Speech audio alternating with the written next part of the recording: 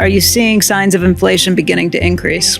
We're seeing very substantial inflation. It's very interesting. We're raising prices. People are raising prices to us. It's being accepted. Take home building. I mean, the cost of, we've got 9 home builders, and in addition to our manufactured housing thing, and then operation, which is the largest in the country. So we really do a lot of housing. The costs are just up.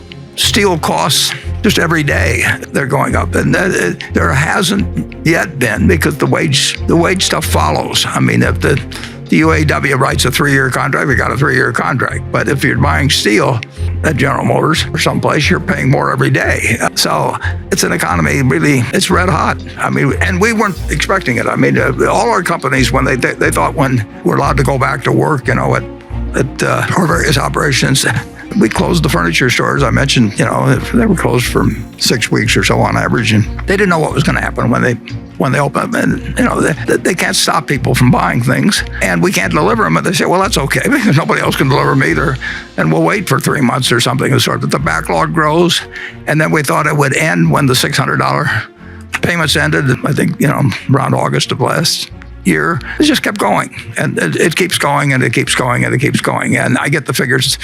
Every week I call, or Bumpkin calls me, and we go over day by day what happened at 3 different stores in Chicago and Kansas City and Dallas, and it just won't stop. People have money in their pocket, and they pay the higher prices. And when carpet prices go up in a month or two, we announced a price increase for April. For our costs are going up. Supply chains all screwed up, for all kinds of people, but it's almost a buying frenzy, except certain areas you can't buy yet. You really can't buy international air travel, and so the money is being diverted from a piece of the economy into the rest, and everybody's got more cash in their pocket except for, meanwhile, it's a terrible situation for a percentage of the people.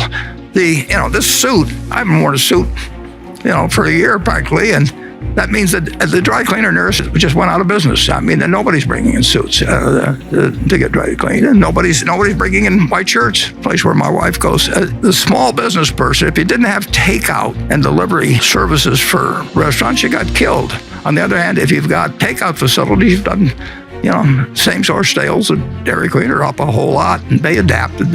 But it is not a price-sensitive economy right now in the least, and I don't know exactly how it shows up in different price indices, but there's more inflation going on quite a bit more inflation going on than people would have anticipated just 6 months ago or thereabouts. Yeah, and there's one very intelligent man who thinks it's dangerous, and that's just the start. The best thing you can do is to be exceptionally good at something. If you're the best doctor in town, if you're the best lawyer in town, if you're the best whatever it may be, no matter whether people are paying you with $1 zillion or paying you, they're going to give you some of what they produce in exchange for what you deliver. And if you're the one they pick out to do any particular activity, sing or play baseball or be their lawyer, whatever it may be, whatever abilities you have can't be taken away from you. They can't actually be inflated away from you. Somebody else will give you some of the wheat they produce or the cotton or whatever it may be, and they will trade you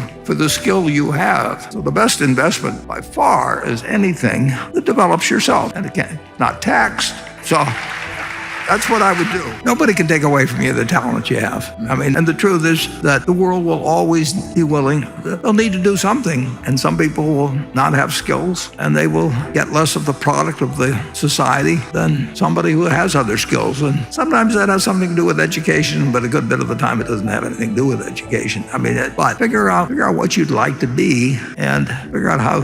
And what you'd like to be is what you're going to likely be good at. And the world will always need somebody on that tube to tell us what's going on. So, study Becky Quick or somebody and figure out, what makes her good and what you sort of naturally bring to the game. I mean, who's the guy that says you got to spend 10,000 hours doing this or that? Malcolm Gladwell, would say just spend 10,000 hours on something. Well, I could have spent 10,000 hours trying to become a heavyweight boxer, but I don't think I'd have felt very good at the end of the 10,000 hours. I mean, you stumble in to what you really like doing, what you're good at, what's useful to society, and then it doesn't make any difference whether the dollar bill, is now worth, in terms of the purchasing power, hour, a cent or a half a cent or a hundredth of a cent. If you're the best doctor in town, they'll bring you chickens, whatever they may do, but they can't take it away from you. Inflation, I should say, swindles the bond investor too, and it swindles the person who keeps their cash under their mattress. It swindles almost everybody. And the problem, if you have a business that doesn't take any capital, and let's just say the dollar depreciates 90% or something, so things cost 10 times as much. If it doesn't take any capital, you can charge 10 times as much, and you've kept your relative position. But most businesses take some capital. If our utility business, just say that the dollar is worth 1/10 some years hence from now, we have to have 10 times the capital investment, basically. And we get paid a return on that. But we have forced capital investment to essentially keep them in the same place. In a period of high inflation, which particular businesses owned by Berkshire Hathaway will perform the best, and which will perform the worst, and why? Well, the businesses that will perform the best are the ones that require little capital investment to facilitate inflationary growth and that have strong positions that allow them to increase prices with inflation. And we have a candy business, for example, and the value of the dollar since we bought that candy business has probably fallen at least 85%, I would say, 80 to